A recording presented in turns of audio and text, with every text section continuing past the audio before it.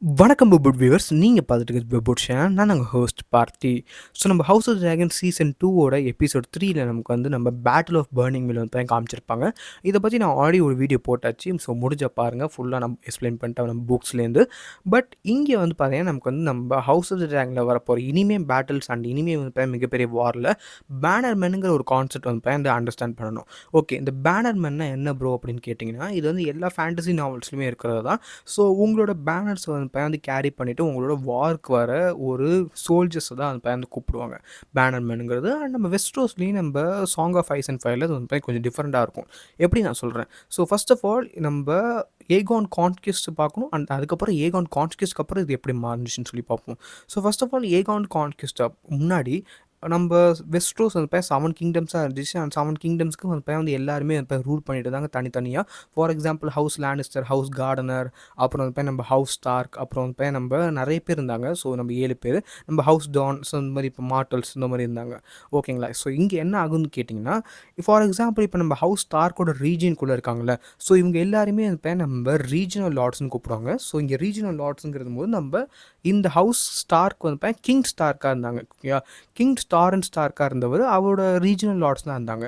So இந்த regional லார்ட்ஸ்லாம் நம்ம ஸ்டார்க்கோட ஏரியாவில் இருக்கும்போது என்ன ஆகுதுன்னு கேட்டிங்கன்னா, அவங்க வந்து நம்ம ஸ்டார்க்குக்காக வந்து சப்போர்ட் பண்ணுவாங்க. இப்போ நம்ம ஸ்டார்க் வந்து நம்ம ஹவுஸ் யாருன்னு வந்து அட்டாக் பண்ணுறாங்க வச்சுக்கோங்களேன். நடக்காது, பட் அட்டாக் பண்ணுறாங்க வச்சுக்கோங்களேன். ஸோ அப்படி இருக்கும்போது என்ன ஆகுன்னு கேட்டிங்கன்னா, மேபி இந்த ரீஜனல் பேனர்மேன்லாம் அப்போ அவர் கால் பண்ணுவார். கால் பண்ணி அவங்க எல்லாருமே ஆன்சர் பண்ணுவாங்க. அண்ட் எல்லாருமே ஆன்சர் பண்ணி ஒரே ஸ்டார்க் ஃபோர்ஸாக வந்து சேர்ந்து போவாங்க. ஃபார் எக்ஸாம்பிள் ஒரு கேம் ஆஃப் த்ரோன்ஸ் நீங்கள் கேள்விப்பட்டிருக்கலாம், இல்லை நார்மலாக நீங்கள் கேள்விப்பட்டிருக்கலாம்.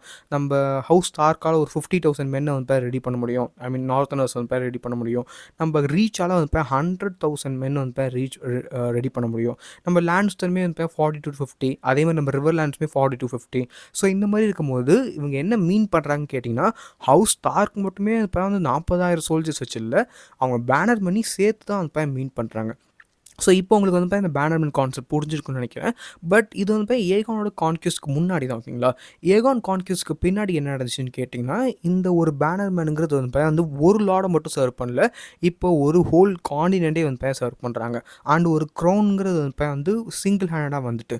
ஸோ இப்படி இருக்கும்போது இங்கே வந்து 2 சைடும் வந்து மாறிட்டு, ஒரு பக்கம் என்னென்னா ரீஜனல் லார்டோட support. For example king Torrhen Stark வந்து நம்ம ஏகானுக்கு வந்து நம்ம நீ பெண்ட் பண்ணதுனால இப்படி மாறிட்டார், லார்ட் ஸ்டார்க்காக மாறிட்டார். இப்போ அவர் வந்து ஒரு ரீஜனல் லார்ட். அண்ட் இவங்களாம் வந்து சப் ரீஜனல் லார்டு மாதிரி தான்.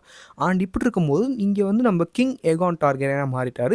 இப்போ இந்த ரீஜனல் லார்ட் பேனர்மேன் எல்லாருமே நம்ம க்ரௌனுக்கு தான் சப்போர்ட் பண்ணி ஆகணும். அது வந்து உண்மை. பட் நம்ம கேம் ஆஃப் த்ரோன்ஸ் என்ன நடந்துச்சு நீங்கள் பார்த்துருப்பீங்களா, நம்ம ராப் ஸ்டார்க் வந்து நம்ம வார்க்கு கூப்பிடும்போது எல்லா லார்ட்ஸுமே வந்து ஒத்துப்பாங்க, எல்லா லார்ட்ஸுமே வந்து செய்வாங்க. பட் இதுலேயே வந்து 2 விஷயங்கள் வந்து நடக்கும். ஸோ ஃபர்ஸ்ட் ஆஃப் ஆல் நம்ம ஏன் இந்த ட்ரஸ்ட் இருக்குது, ஏன் வந்து அந்த ஒரு லாயல்ட்டி வந்து அவங்கள்ட்ட இன்னும் இருக்குது. பிகாஸ் நீங்களே நினைக்கலாம்ல, எல்லா ரீஜனல் லார்ட்ஸுமே மேபி வந்து நம்ம க்ரௌனுக்கு தான் சப்போர்ட் பண்ணோம், அப்போ எல்லாருமே வந்து நம்ம வாரே வந்து நடத்திருக்க முடியாதுன்னு நினச்சிங்கன்னா, அதுக்கான மெயின் ரீசன் என்னன்னு கேட்டிங்கன்னா, ஈவன் தோ டார்கேரியன்ஸ் தான் ரூல் பண்ணாலுமே சரி, இல்லை டார்கேரியன்ஸ் தான் வந்து இருந்தாலுமே சரி, இந்த ரீஜனல் லார்ட்ஸ்கோட ஃபுல் சப்போர்ட் வந்து அந்த ஒரு ரீஜனல் லார்டுக்கு மட்டும்தான் இருக்கும். ஸோ மெயின்லி வந்து நம்ம ஹவுஸ் ஸ்டார்க்கோ இல்லை ஹவுஸ் லானிஸ்டரோ இல்லை ஹவுஸ் நம்ம டல்லியோ இல்லை நம்ம ஹவுஸ் ஸ்டார்லி இல்லை நம்ம ஹவுஸ் கார்டனர், ஸோ கார்டனரில் ஹவுஸ் டைரல், இந்த மாதிரி ரீஜனல் லார்ட்ஸ் தான் இருக்கும். மெயினான ரீசன் எதுன்னு கேட்டிங்கன்னா, இது வந்து மெயினாக அவங்களோட ஒரு எப்படி சொல்ல, அந்த ஒரு இயர்ஸ் பேக் ஃப்ளாஷ்பேக் இதில் வந்து நீங்கள் சொல்லலாம். மெயினாக வந்து அவங்க அவ்வளோ வருஷமாக வந்து சேர்ந்துருக்கிறனால முக்கால்வாசி பேர் அந்த ஓத் வந்து கொடுத்துருப்பாங்க, நம்ம ஹவுஸ் ஸ்டார்க்கு தான் வந்து நாங்கள் ஹெல்ப் பண்ணுவோன்ட்டு. ஸோ அப்படி இருக்கும்போது அந்த ஒரு லாயல்ட்டி, அந்த ஒரு ட்ரஸ்ட்னால் மட்டும்தான் அதை பண்ணுறாங்க. அண்ட் அந்த ஒரு ஹானர் மேலே வந்து அந்த ஓத் பண்ணியிருக்கனால இதை வந்து அந்த பண்ணுறாங்கன்னு சொல்லியிருப்பாங்க. பட் முக்கால்வாசி பேர் வந்து பயப்படுவாங்க ஆக்சுவலாக. ஸோ உண்மையாகவே வந்து இங்கே வெஸ்ட்ரோஸில் வந்து இந்த ஓல்டன் டேஸில் ஒரு ஓத் நீங்கள் பண்ணுறீங்கன்னா, அதை வந்து நீங்கள் பிரேக் பண்ணிட்டீங்கன்னா, அந்த ஓத் பிரேக்கர் ஆகிட்டிங்கன்னா நீங்கள் வந்து அந்த காட்ஸ் வந்து உங்களை பனிஷ் பண்ணுவாங்கன்னு சொல்லுவாங்க. நம்ம old gods and new 7 gods, ஓகேங்களா, அந்த காட்ஸ் வந்து பனிஷ் பண்ணும்போது நீங்கள் வந்து உங்களுக்கு ஏதாவது தப்பாக விஷயம் நடக்கும், அண்ட் உங்கள் ஹவுஸே வந்து அழிஞ்சு போயிடுன்னு கூட சொன்னாங்க. அண்ட் இப்போ நீங்கள் வந்து ஒரு ரீஜனல் லார்டுக்கு சப்போர்ட் பண்ணாமல் விட்டுட்டிங்கன்னா, மற்ற ஏன்னா உங்கள் ரீஜியன் வந்து பார்த்தீங்கன்னா அந்த அந்தக்குள்ளே தான் இருக்குது ஓகேங்களா. ஸ்டார்க் ஹவுஸ்னால் ஸ்டார்க்குள்ளே தான் இருக்குது. அப்படி இருக்கும்போது நீங்கள் ஸ்டார்க்குக்கே வந்து பார்த்தா சப்போர்ட் பண்ணலன்னா மேபி இருக்கிற மற்ற ஹவுசஸ்லாம் வந்து பார்த்தா ஈஸியாக வந்து உங்கள் ரீஜியன் கிளாஷே பண்ண முடியும். ஸோ இங்கேக்குள்ளே அங்கேக்குள்ளேயே அடிச்சிக்க முடியும். ஸோ அப்படி இருக்கும்போது நம்ம ஸ்டார்க்குமே வந்து பார்த்தா சப்போர்ட் பண்ண மாட்டாங்க உங்களுக்கு. ஸோ உங்களோட லேண்ட் எல்லாமே வந்து பார்த்தா போகிறதுக்கு சான்ஸ் இருக்குது. அப்படி இருக்கும்போது நீங்கள் வந்து க்ரௌனுக்கு சப்போர்ட் பண்ணால் மேபி எங்கள் க்ரௌன் வந்து பார்த்தா நம்ம ஸ்டார்க்ஸை டிஃபீட் பண்ணிட்டாங்கன்னா பிரச்சனை கிடையாது. பட் அங்கே நம்ம ஸ்டார்க்ஸ் வந்து பார்த்தா நம்ம க்ரௌனை டிஃபீட் பண்ணிட்டாங்கன்னா உங்களுக்கு வந்து நம்ம இடம் எல்லாமே போயிடும். பட் நீங்கள் க்ரௌனை வந்து பார்த்தீங்கன்னா நீங்கள் வந்து அவங்களுக்கு வந்து சப்போர்ட் கொடுக்கலனாலுமே உங்களுக்கு வந்து பெரிய லெவலில் வந்து எந்த டேமேஜும் வராது. பிகாஸ் உங்களோட லேண்ட்ஸ்லாம் அவங்க வந்து எடுத்து வேறு ஒருத்தவங்கள்ட்ட கொடுக்க முடியாது. ஸோ அது வந்து இப்போ பாசிபிள் இல்லை. பட் நம்ம ஏகான் கான்க்வெஸ்ட் அப்போ பாசிபிளாக இருந்துச்சு ஓகேங்களா. பட் இப்போ அது பாசிபிள் கிடையாது. ஸோ அதனால வந்து பார்த்தீங்கன்னா இனிமே அவங்களுக்கு வந்து பார்த்தீங்கன்னா ஒரு மிகப்பெரிய லாஸ் கிடையாது. ஸோ அவங்க வந்து நம்ம ரீஜனல் லார்டுக்கு சப்போர்ட் பண்ணாங்க தான். பட் இருந்துமே ஏன் நம்ம போல்டன்ஸ், நம்ம ஃப்ரே அண்ட் அதுக்கப்புறம் நம்ம ஹவுஸ் டார்லி, ஸோ நம்ம ரேண்டில் டார்லி வந்து வந்து ஏன் நம்ம அகெயின்ஸ்டாக நம்ம டைரல்ஸ் போயிருப்பாரு. அண்ட் அது மட்டும் இல்லாமல் வந்து நம்ம ஃப்ரேஸ் அண்ட் போல்டன்ஸ் ஏன் நம்ம ராப் ஸ்டார்க்கை பெட்ரே பண்ணியிருப்பாங்க. ஸோ ஃபர்ஸ்ட் ஆஃப் ஆல் இதுக்கான மெயின் ரீசன் நம்ம போல்டன்ஸ்க்கு வந்து மெயினான விஷயம் நம்ம ராப் மேலே அந்த ஒரு பொசிஷன் நம்ம warden of the north position வந்து வேணும். ஸோ அதனால் ஹவுஸ் ஸ்டார்க்கை வந்து அவங்க வந்து ஃபைனலி வந்து ரீப்ளேஸ் பண்ணலாம்னு நினச்சிட்டாங்க. நான் ஆல்ரெடி சொன்னேன்ல, இந்த பேனர்மேன் வந்து எப்போ இவங்களுக்கு வந்து ஒரு மிகப்பெரிய அட்வான்டேஜ்னால் இவங்க வந்து ஒரு க்ரௌனுக்கு வந்து சப்போர்ட் பண்ணி அந்த க்ரௌன் அந்த வாரை ஜெயிச்சுட்டு அந்த ரீஜனலோட வந்து ரீப்ளேஸ் பண்ண போகிறாங்கன்னா இவங்களுக்கு வந்து மிகப்பெரிய சப்போர்ட். மேபி வந்து அந்த க்ரௌன் வந்து பார்த்துட்டு இவங்க வந்து நல்லா சப்போர்ட் பண்ணாங்கன்னு சொன்னிச்சிங்கன்னா எப்படி நம்ம ஹவுஸ் கார்டனர் வந்து பார்த்தீங்கன்னா நம்ம ஹவுஸ் டைரில் வந்து மாற்றினவங்களோ பிட்ரே பண்ணி ஃபார் எக்ஸாம்பிள் ஹவுஸ் கார்டனர்னா அது நம்ம ஏகான் கான்கெஸ்ட் அப்போ நம்ம ரீச் வந்து ரூல் பண்ணியிருந்த பீப்புள் அண்ட் ஹை கார்டனுமே அவங்கள்ட்ட தான் இருந்துச்சு. ஸோ அவங்களுக்கு ஸ்கவுட்ஸ் அவங்களுக்கு ஒரு சின்ன ஒரு எடுபடி வேலை பார்த்துட்டு இருந்தவங்க தான் நம்ம டைரல்ஸ். ஸோ அப்படி இருக்கும்போது நம்ம டைரல்ஸ் வந்து நம்ம ஹவுஸ் ஆஃப் த டிராகனில் நம்ம ஏகான் கான்க்வெஸ்ட் அப்போ ஏகான் த கான்க்வெஸ்ட்க்கு வந்து சப்போர்ட் பண்ணியிருப்பாங்க.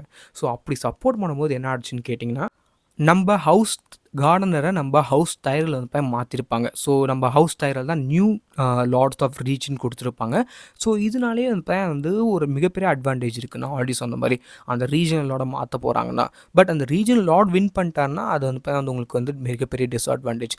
பட் இங்கே இருக்கும் போது நீங்கள் நம்ம கேம் ஆஃப் த்ரோன்ஸில் பார்க்கும்போது நம்ம போல்டன்ஸ் நம்ம ஃப்ரேஸ்க்கு வந்து தெரியும். நெட் ஸ்டார்க் இப்போதைக்கு இல்லை, நம்ம ராப் ஸ்டார்க்கு இந்த வாரில் கொண்டுட்டா ஸ்டார்க் ஃபேமிலி அவ்வளோதான் தெரியும் உங்களுக்கு. ஸோ அதில் வந்து எப்படின்னா ஒரு கேம்பிள் பண்ணாலுமே அதில் வந்து அந்த ஹையர் ஸ்டேக் இருக்கிறதுனால அவங்க வந்து அதை வந்து பண்ணிட்டாங்க கூட சொல்லலாம். ஃப்ரேஸ் உங்களுக்கு சொல்லவே தேவையில்ல. ஃப்ரேஸுமே அந்த ஒரு கோவத்தில் பண்ணிட்டாங்க நம்ம ராப் ஸ்டார்க் மாதிரி இருக்கிற ஒரு ஓத் பிரேக்கர்னால. அதனால தான் ராப் வந்து என்ன தான் வந்து ஒரு மிகப்பெரிய ப்ரில்லியண்டான ஒரு டாக்டிஷியனாக இருந்தாலுமே சரி, இல்லை ப்ரில்லியன்ட் வாரியராக இருந்தாலுமே சரி, அவர் வந்து கடைசியில் வந்து அந்த ஓத் வந்து கீப் பண்ணால் மட்டும்தான் அந்த ரீஜனல் லார்ட்ஸுமே அவங்கள வந்து மதிப்பாங்க. ஓகேங்களா. ஸோ இதுக்கப்புறம் வந்து நம்ம ரேண்டில் டார்லி பற்றி பார்ப்போம். ஸோ நம்ம ஃபால் ஆஃப் ரீச்சுங்கிறது வந்து நம்ம கேம் ஆஃப் த்ரோன்ஸ் வந்து நடந்திருக்கும். இந்த ஃபால் ஆஃப் ரீச்சுங்கிறது வந்து என்னன்னு கிடையாது, நம்ம ஒலினா டைரல் வந்து நம்ம டைரல்ஸ் வந்து அழிக்கணும்னு நினச்சிருப்பாங்க நம்ம கேம் ஆஃப் த்ரோன்ஸில். நம்ம லானிஸ்டர்ஸ், நம்ம ஜேமி லானிஸ்டர் கூட வந்து மிகப்பெரிய ஒரு ஆர்மியை கூப்பிட்டு வந்து நம்ம ஹை கார்டன் வந்து தோக்கடிக்க வருவார்ல. ஸோ இங்கே மெயினான ரீசன் நிறைய பேர் இந்த புக்ஸில் வந்து தப்புன்னு சொல்லி கரெக்டு அந்த இங்கே கேம் ஆஃப் த்ரோன்ஸில் வந்து அது சென்சிபிளான ஒரு விஷயமே இல்லைன்னு சொல்லியிருப்பாங்க. பட் இங்கே வந்து நீங்கள் முக்கியமாக பார்க்க வந்து ரேண்டில் டார்லிங்கிற ஒரு பர்சன் வந்து இங்கே இருந்தார். ஸோ டார்லிஸ் வந்து ஒரு ரீஜனல் லார்டாக இருந்தாலுமே ரொம்ப ரொம்ப பவர்ஃபுல். செகண்ட் நெக்ஸ்ட் டு நம்ம டைரல்ஸ்ன்னு சொல்லலாம். ஏன்னா இந்த டார்லிஸ்கிட்ட வந்து இந்த டைரோட டோட்டல் ஒரு ஆர்மி வந்து ஒரு 100,000 இருக்குன்னு வச்சுக்கோங்களேன். அதில் டார்லிஸ்ட்டை மட்டுமே 30,000 பேர்கிட்ட இருப்பாங்க, இல்லை 20,000 பேர்கிட்ட இருப்பாங்க. ஸோ அந்தளவுக்கு வச்சுக்கோங்க ஒரு மிகப்பெரிய பவர்ஃபுல்லான பேனர்மேன். ஸோ அந்த மாதிரி ஒரு பேனர்மேன் வந்து ஒரு ஹவுஸை பெட்ரே பண்ணும்போது அந்த ஹவுஸ்க்கு வந்து அது மிகப்பெரிய ஒரு தோல்வியாக நான் சொல்லுவேன். அண்ட் அதை தான் இங்கே வந்து நமக்கு வந்து நம்ம ஜேமி பண்ணியிருப்பாங்க, ஜேமி காமிச்சிருப்பாங்க நம்ம ரேண்டில் டார்லி அவங்க பக்கம் வந்ததுக்கப்புறம். ஓகே, ஸோ இப்போ உங்களுக்கு வந்து புரிஞ்சிருக்குன்னு நினைக்கிறேன். அந்த க்ரௌன் அண்ட் இந்த ரீஜனல் லார்ட் சிஸ்டம் வந்து எப்படி ஒர்க் ஆகுது, இந்த பேனர்மேன் சிஸ்டம் வந்து இப்போ எப்படி ஒர்க் ஆகுதுன்ட்டு. அண்ட் ஹவுஸ் ஆஃப் த ட்ராகனில் இது எப்படி வந்து ஒர்க் ஆகும்னு கேட்டிங்கன்னா ஆல்ரெடி நமக்கு வந்து நம்ம பிளாக் வுட்ஸ் வர்சஸ் நம்ம பிராக்கன்ஸை காமிச்சிட்டாங்க. இதுக்கப்புறம் அப்புறம் நம்ம பேட்டில் ஆஃப் டம்பிள்டனாக இருக்கட்டும், இல்லை நம்ம பேட்டில் ஆஃப் நம்ம கல்லட்டாக இருக்கட்டும், இல்லை நிறைய பேட்டில்ஸ் இருக்குது. ஸோ எல்லா பேட்டிலுமே நமக்கு பேனர்மேனை பார்ப்போம். அண்ட் பேனர்மேனை பார்க்கும்போது பார்க்கும்போது உங்களுக்கு வந்து பார்த்தீங்கன்னா கொஞ்சம் கொஞ்சம் விஷயங்கள் புரிய வரும். ஸோ, அதனால அந்த வீடியோ வந்து பார்த்தீங்கன்னா முக்காவாசி பேருக்கு வந்து பார்த்தீங்கன்னா ஷேர் பண்ணுங்க. அண்ட் அது மட்டும் இல்லாம நீங்க வந்து இந்த மாரி வேற ஏதாவது ஒரு கான்செப்ட் புரியல ப்ரோ, எனக்கு இந்த கிங்ஸ் காட் எப்படி புரியல அப்படின்னு கேட்டிங்கன்னா, அதையுமே நான் மறக்காம கீழ கமெண்ட் லீவ் பண்ணுங்க. நான் மறக்காம அதுக்கு வந்து பார்த்தீங்கன்னா ஒரு வீடியோ போட பார்க்குறேன். அண்ட் நெறைய சிஸ்டம்ஸ் இருக்கு ஆக்சுவலா நம்ம கேம் ஆஃப் த்ரோன்ஸ் புரியாத விஷயங்கள். ஃபார் எக்ஸாம்பிள் நம்ப ரெட் கீப்போட இன்-ஹவுஸ் கார்ட்ஸ் இருக்காங்க. அதேமாரி கோல்ட் க்ளோக்ஸ் இருக்காங்க. நம்ம டீமன் டார்கெட் கோல்டு க்ளோக்ஸ். அதேமாரி வந்து நம்ம டிராகன் ஸ்டோனோட வாரியர்ஸ் இருக்காங்க. ஸோ, இந்த மாரி ஏகப்பட்ட விஷயங்கள் இருக்கு. ஸோ, உங்களுக்கு வந்து இதுலேருந்து வந்து வேற ஏதாவது வேணுமா? ஸோ, அத மறக்காம கமெண்ட் லீவ் பண்ணுங்க. அண்ட் தென் கண்டிப்பா இந்த வீடியோ வந்து புடிக்கும்னு நெனைக்கிறேன். புடிச்சிருந்தா கீழ இருக்க சப்ஸ்கிரைப் மறக்காம பிரஸ் பண்ணி ஆல்னு போட்டுக்கங்க. And then this is host passing off. So, good bye friends.